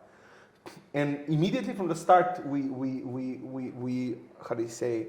I don't know. First day we only get 6 points or something like this. It was not to our standard. We were kind of sad about this, but we didn't like that. That's the point. Like we got robbed, but we were like, okay, fine. Like we pushed through. Next day we do amazing. We do 9 points, and we do very interesting stuff. Like unlike for us, like when we say like you let go, you run. For example, we run a purely principled case, like just purely on the social credit system motion or something. One of my favorite speeches still so far, especially because Janko didn't understand what we were running until he went on stage. So we were very good that day, and the next day it was a disaster to some extent. And I'm still quite mad. I'm still quite mad at that. But because, as I said, round 7 legit fine. We're in top room. We take 3rd, no problem. And we knew we took 3rd because I don't know, backtabbing and somebody had a leak. So fine. Yeah. Round 8. I remember we're the only ESL team in the room. It's Stanford B or A, I don't know, Harvard A, and the 2 Sydney dudes, like the Sydney or whatever. Everybody's so fucking cocky, man. Like okay, Stanford, nice guys, I really like them. They were not. Harvard is also nice. The Sydney dudes were so fucking rude to us, like ignoring what we're saying. Like it was one of these times when you discover your nemesis, when you want to have revenge. And we also had a run-in with Sydney before this, right? Like I don't know if we talked about this, but in Oxford, when we had felt the same thing, right? Like you speak some words, you say a case, and okay, fine, maybe somebody thinks you're not good, but somebody like dismissing you completely and like behaving towards you like this, it's just to. Before you continue with the story, the Sydney Nemesis thing. Yeah. Tell the audience about Janko's POI at Oxford against that senior team. No, but look, so it all started at round 5 at Oxford, right? So we were in top room. We were in top room of Oxford. I don't know. It was opposes leaderless movements or something like this. We were not bad. We were quite decent, but okay. At least we felt, okay, maybe that was not the intention, but we felt like they were treating us like trash. Like they were ignoring us. They were like, oh, what is this bullshit that you say? Like clearly not knowing who we are and not knowing, not knowing us and not showing respect. Let's put it this way. And it's not even like not showing respect like I should deserve some respect because I'm who I am, but like not showing respect on a basic human level. We didn't feel respected, right? We draw them in the quarters and we're, and they win, by the way. They win that round. Fine. I don't care if they won. I just wanted somebody to treat me with the decency and respect in that round. So we draw them in quarterfinals and I'm like, okay. We have from my perspective, excellent case. This is the first time in my life where I start to write the extension during prep time. I knew nobody's gonna, I knew that they're not gonna take it. I can immediately start writing. I know what I'm gonna run or something like this. Basically, the debate is, should you join, like in the authoritarian regime, should you join the main party, the party in power and try to change from within, or should you join should you fight outside of politics or something like this?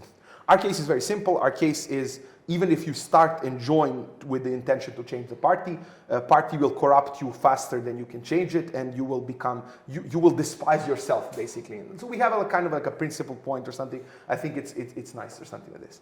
At some point, how do you say, what they're trying to speak is that this will, how do you say, this will make these regimes be nicer towards the people. You can I don't know, make them kill less people or something like this, right? And Janko's PI is very straightforward, which is like, okay, so you're saying that my granddad during 1941 should have collaborated rather than joined the uprising or something. He never said Nazis, right? But everybody knows that 1941 is Nazis or something like this. And then they said, yes, of course. And the whole room is like, shame. I even joined a bit. Like I got carried away. Everybody was like, or something like this, and we make the whole fuss about this, right? Like Janko was even feeling bad. Like even for Janko, he was feeling bad because I was like, he doesn't want to rub it in. I of course rubbed it in. I was mad. I was like, my mental game at that stage was like, I want revenge. They disrespected us. I'm gonna show them. It's not mature, right? Like I apologize to everybody involved at that time. I was not at my best mental game at this stage. I would not care if somebody does this to me, but at this stage, it still hurt that somebody is disrespecting you. So I behaved like this. So that's where Sydney thing, and I know they didn't like us. We heard things from people. It's not like people are subtle. Even funnier enough, when we won Oxford, right, that year. So a very cool story. So we got called by a lot of media, right? Like media exploded in Serbia talking about what we did. And we had a couple of tabloids, of course, that want to hear the story like this sensationalist.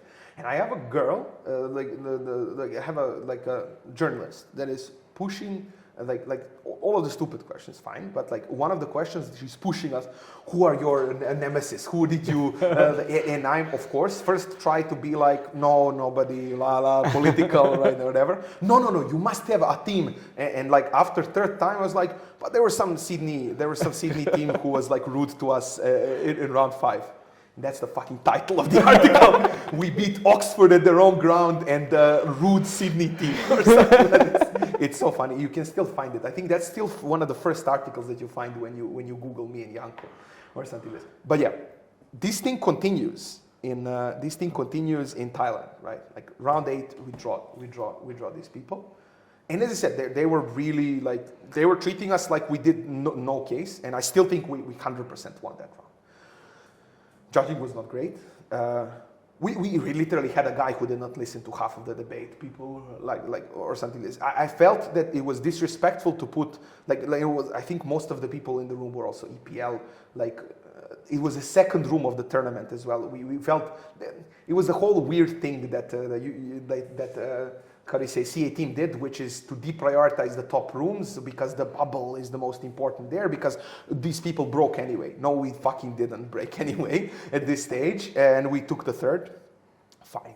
And then in last round, we legitimately took the fourth. We were bad or something like this. We were devastated. I remember New Year's, everybody, ooh, party or something like this. Me and Janko and Harish were sitting on the back, and we're like, why did we do this? What is life? It's so sad. What if we break ESL? It's terrible, or something like this. And then they're reading the break, and also Marta and Georgia are also depressed because they think they didn't break it all. So they first read ESL and they read Belgrade, and we didn't hear which Belgrade. And we're like, should we? Because if it's that Belgrade, we know that if we break ESL, we're gonna break one of the top because we know we're gonna be around 17 or 16 points. So for sure. So when they don't read us, we get relieved because we understand that it's them, and I'm very, very happy. And they read us like 43rd. I broke lower with Janko than I did with Johan. And we even draw the very tough bracket. Well, the conclusions the audience should make. Yeah. And we even draw the bracket with 2 Sydney teams. And by the way, I respect Sydney teams. I think they're good. That's not my problem with them or something like this. I think they're all good debaters. Just their style clashing with us. And at some point it became funny or something like this. Well, for sure you left an imprint. For me to be mistaken with you at Worlds. Yeah. Apparently people from Sydney had heard the stories. For sure. No, but honestly, so. Partial octos, we kicked both of the Sydneys. Very happy about this, especially because I think they reported Janko to equity or something. That's what we've heard. So even worse. It was very interesting because Janko froze at partial octos and octos. It was actually a very learning experience from my perspective because Janko for some reason froze. Like he took 2 POIs back to back. You never do this. You never do this. Like when at this level, he didn't know what he was saying. Like it was really tough. Like both of the rounds. First round fine. Second round he told me he's fine, and then even in the second round he was like, he took I think 3 POIs. I don't know what was happening to him, but I think the pressure was getting to him. Something like this. What we decided to do, because there is a break between quarters and we passed to the quarters. There's a break between quarters and octos. We were like, we go our separate ways, we meditate, and we go around. So I went around the building, he went to do what he does. I went around the building, I listened to Naruto's openings, I listened to, I don't know, League of Legends, things to hype me up. I talk to myself, and it's very important. At this stage, it's very important to me that I pass the quarters. I don't know why, but it's very important. One of the reasons is Sydney, that from round 8 is in that quarters as well. But also we want to pass quarters. We want to be in the semis.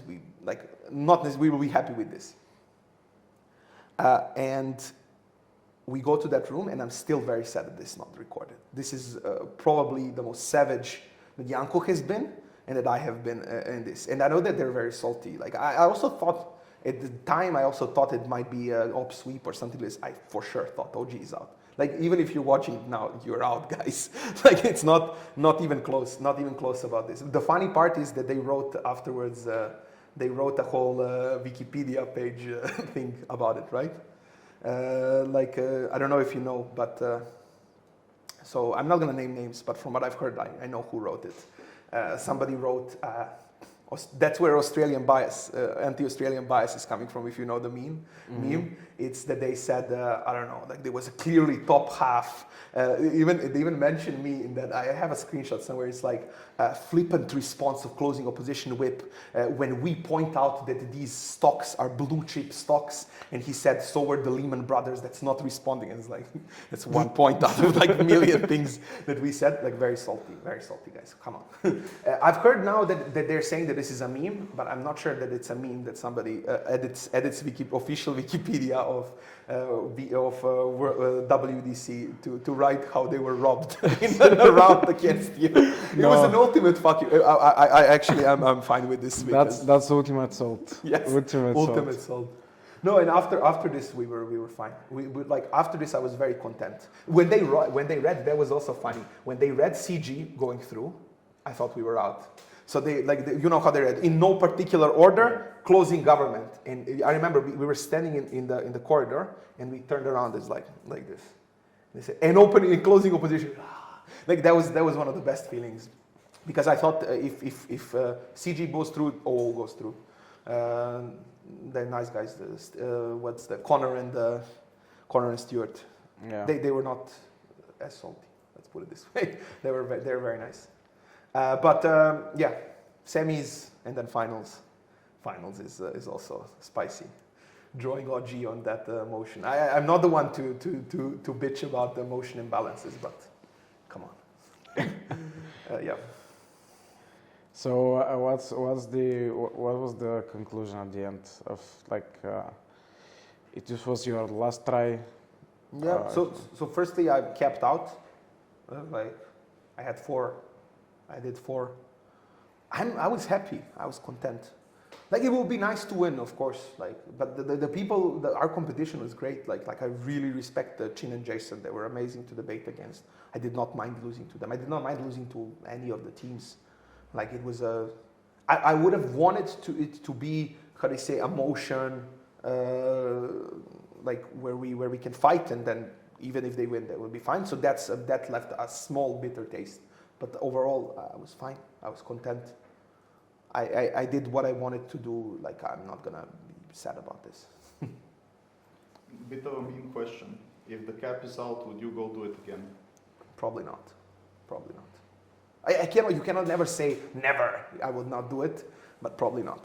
Like I'm at the stage of my life where I don't care as much. I like coaching. I like seeing people grow in this manner. I don't really have much things to prove more from my perspective, I think. That's absolutely true. Absolutely true. For anybody that knows debating. So what do you think is your key takeaway out of everything? Because this is in the span of many years. Mm-hmm.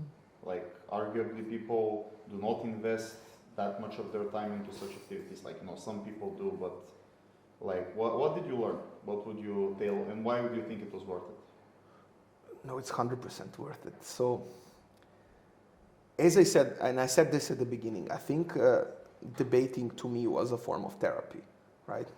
I was to some extent always skeptical, and I thought that I didn't need something like therapy or something like this. But the way for me to battle my demons in this sense was actually my competitiveness, my feeling of self-respect or not self-respect. All of these things have come from debating, putting me in position where I need to deal with it in a controlled manner, because ultimately it matters a lot, but it doesn't matter, right? It's this dichotomy. It really matters to you, but on a grand scheme of things, it doesn't. Right, so you have a cushion, like let's put it this way, you have a cushion that even if you fail battling your demons, you can rationalize yourself. I don't like this. I don't like people who leave debating and are like, yeah, I left it because it's all toxic, it's nothing, and nothing to give me. I think this is a bit salty. I think this is lots of people who do not invest a lot of time to try to combat this and blame a lot of external factors than this. To me personally, it helped me, battle a lot of things that existed in me regardless of debating. That's what people don't understand. Like it's not about your demons are present. Your demons are present in this activity and will be present when you're a parent, when you are at work or something like this. It just matters if you can deal with it in such a controlled setting. So it's fascinating. Second takeaway, it's super fun. And I don't know why, like a lot of people see, as I said, a lot of people see it as the way to prove something. I see it as mega fun. Like that's why I'm more of a framing style, a strategic speaker. I find this fascinating. I find it fascinating to find like a key, similar to how people view chess, like when they learn chess. Like I find a key, sacrifice here, and then I give you a checkmate on a framing from a different direction or something. It's a very fascinating game in terms of strategy, and people are bitching about it way too much. That's also another key takeaway from here. And this is where a lot of the meta question, is this meta or the new meta? There is no new meta. Just debate better. No, but genuinely finding new and novel ways to adapt onto new speaking styles and something like this. That's part of the game. And I don't understand why people are bitching about this. It's like a rock, paper, scissors to me sort of thing. Yes, speaking fast may be annoying to you because you don't know how to deal with 7 points. But then you need to realize that you don't need to deal with 7 points. You need to deal with one of the underlining premise above their 7 reasons or something like this. So finding these cool, logical, strategies was always fascinating and cool to me, or something like this. But I don't diss the fast speakers. Fast speakers are also nice. Speaking of fast speakers, and I think we can talk a little bit about like general meta stuff, even though this is subjective. Greatest debaters of all time conversation. Okay. I mean, to me, that's simple. I was convinced. I had my answer before, but I'm gonna agree with most of the people who are on here, right? Like, to me, top 3. I'm not sure. I may have a particular order, but let's put it in a non-particular order. Dan Lahav, Harish, and Shengwu. No questions asked. It's not underrated, overrated. Come on. These people, you're looking at it from a perspective of what case are they running? No, you look at it from a perspective that they have a fascinating way to analyze a problem in front of them that they would analyze. Of course, they would adapt if they were debating now. Of course, they would run different things, but they would still have their own, analytical brain, which would lead them to run amazing cases. I think most people would be floored if these, if some of these people were speaking in front of them now and doing what they're doing. So I think no questions asked. If you had to order them, I would say Harish number 1, probably. Harish has the best mixture. Let's put it this way. Dan, very strategic, very frame heavy. I really enjoy listening to Dan. Shengwu, a lot more analytical and rhetorics based. I adore watching. I think Harish marries both to some extent, right? Harish has both, great strategy and great strategic thinking, even though he disses framing. Why you're framing so much? I think he has a lot of, to him, this is just debating. Like you run an argument that is already baked into the frame, and he also has an excellent analysis and knows how to do rebuttal, which is a lost art these days, from my perspective. But it's so, I don't know, maybe you can argue it the other way, honestly. You can argue that Shengwu is the best. You can argue Dan is the best. But these 3. Most underrated debater. How do you even answer this? I mean, to me, this question about underrated is usually about people who are better than what they achieved. Let's put it this way, because of different circumstances that happened around, right? They didn't have a partner, this year was particularly tough or something like that. I have many examples, right? You cannot say most underrated because it's very hard to compare. For example, let's say in Serbia, one of my coaches, Nikola Sugaris, one of the greatest debaters in Serbia. He didn't achieve much, he didn't break, but he would still be one of the top debaters in Serbia even if he debated now. So I think it's mostly about not achieving your full potential for various reasons. For example, let's say Enting, right? Enting is one of the greatest debaters of all time for sure, but she didn't break at Worlds. But it doesn't fucking matter. She's it's the circle, maybe, but I think people rate Enting very highly. So I would hope that they do so. So it's. That's how I view underrated story. Most overrated debater? Who is the most overrated debater? I don't know. But it's again hard to. I think almost, funnily enough for Worlds, it's not always what happens that the best team wins the whole thing. So maybe usually the champions of Worlds, it sometimes falls into the category, and it is. So some of the previous Worlds winners were excellent, but might have been overrated in the sense of, I don't know, they've won the whole thing. They're the world champions, but they were teams that are better than them at this stage, for example. But sometimes this doesn't.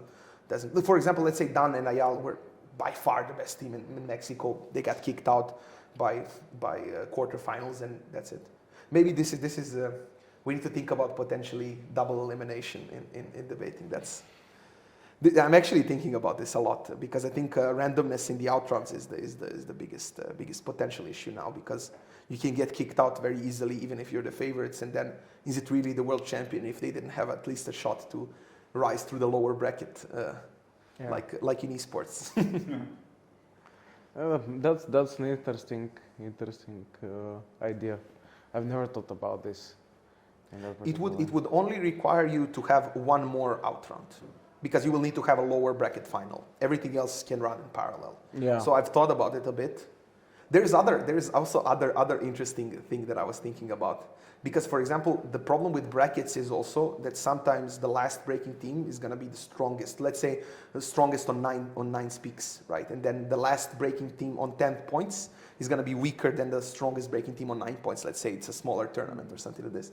So for something that esports competitions sometimes do is that the top breaking team gets to choose between the bottom 4 breaking teams. Aha. And if the bottom breaking team is the worst, sure. If it's not, then they would pick somebody else. It's obviously probably it's not good for major, but it's an interesting thing to potentially do for a tournament or something. Yeah. I mean, the calling out people of like, I choose you because I think you're the Yeah, best. but imagine this also creates a storyline, right? You choose them and you get beaten by them, huh? It's an excellent story. Fires people up. I definitely get that. Yeah. Cool. Any questions you have, Roman? I want to push this a bit more because I'm sick and tired of people being like, oh, you can't compare. Last Worlds, who is the most overrated debater? Which last words? Madrid. Who in your opinion is? I don't know, man. Like you are the most overrated debater. You asking this girl asking this question. Like, I don't know. Dude, it's I think Harish or who answered it very well. It's basically dependent very much on how people rate you, right? Like if I don't think it, I might think you're appropriately rated, but I might think you're. It also can be right, you're also talking about like I don't know, only the people that you know. Who knows how many people in like the teams that you don't know are, I don't know, over or underrated in their circuit because, I don't know, they got lucky and they broke to, I don't know, somewhere like this, and you're just talking about the top echelon. I don't know. I think based on achievements, and you can look at it this way. Did I expect people to achieve the way they did in Madrid? Yes, mostly. For the most part, there are people who a bit underperformed, but for the most part, I expected this to be the outcome of the bracket. So if I look at it from this perspective, I don't think anybody is necessarily over or underrated. I think these people performed to what I would probably expect. Like obviously, like exceptions. Yeah. So I think at the end of this, we kind of like to do reverse the roles, What is something that you want to talk about? Something that you want to bring up that's interesting, important to you? Maybe you want to send a message, you want to ask a question. Yeah. So what I always wanted, and it's going to return to the meta question, because I think that people are way too bitchy about this. I think the problem that we have is people think we're now in a fast-speaking meta, right? Like, I don't know, Kaito, Naomi, Tin, whatever, Papa John back in the day or something like this. And people, for some reason, think, and this has become one of the external factors that people bitch about, similarly to how they bitch about judging being bad or motions being bad or something. In the same category. That's your excuse for not practicing or for not becoming better.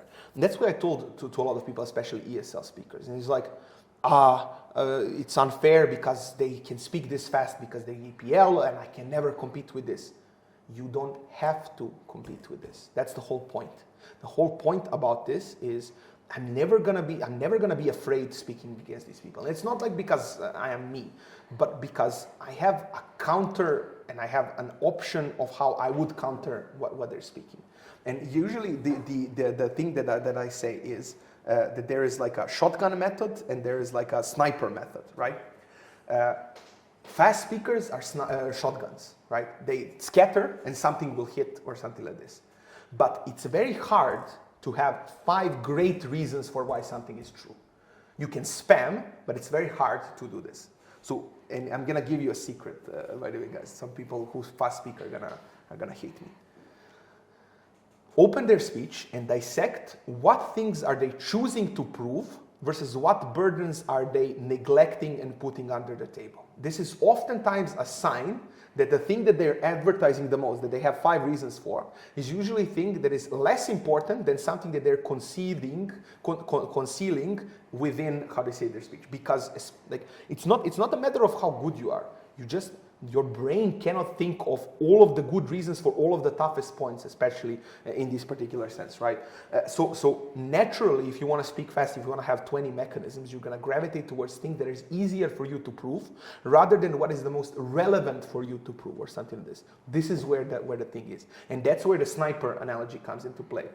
With a smart framing and with a smart, positioning of your case, you don't have to respond to a single analysis that they have. Because you can call it irrelevant, you can say that this is not as important as the other point that they're missing. You can, push in the wound of what they didn't prove because they probably skipped some of the parts. This is important. This is the ESL weapon, by the way, if you think about it this way. No, we're never going to be able to speak, like Tin is the exception, Tin is great, but none of us can speak, for example, as fast as eloquently like this. You're also kind of spamming, but as I said, we don't fucking have to. You don't need to do this in order to win. You just need to listen very carefully. And this is where saltiness comes from. If you're not paying attention, if the judges are not paying attention, they might miss that the link is not proven and that something else is proven. But it's not the judges. The judge is not bad. Oftentimes, I know what's the problem with the speech that I'm judging, Kaito, Naomi, or something like this. But I'm not going to interfere. You need to point this out. You need to break the chain. You need to tell me why things that they've proven is irrelevant or not irrelevant or something like this. And that's where you blame yourself, and that's where you can improve yourself by practicing dissection of somebody's case, by practicing how you listen to this. And not listen and note. You don't need to note 7 reasons. You need to note why are they proving this? What is the purpose of this argument that they're proving? And are they actually proving what's relevant? Or are they proving something because they want to hide, like scam, want to hide something that is more weak? And by the way, this is not like, when people hear scamming, people have negative connotations to this. I really respect this. I really respect the... Okay. She didn't understand. Okay. Google stepped in and said they didn't understand me. ESL bias at its best.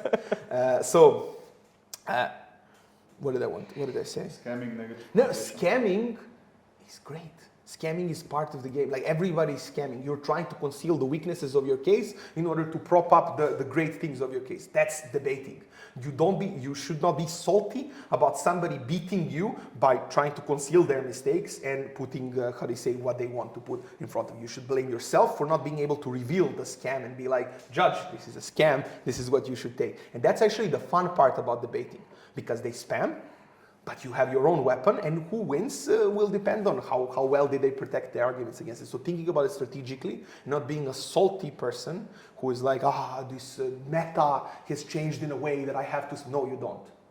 You just be better and learn a different style that can win. And no, it's not true that judges will only buy this style. It's true in a sense that if you have this style, they have this style, and you have this style just worse, and don't do anything more, yes, they will win, fine.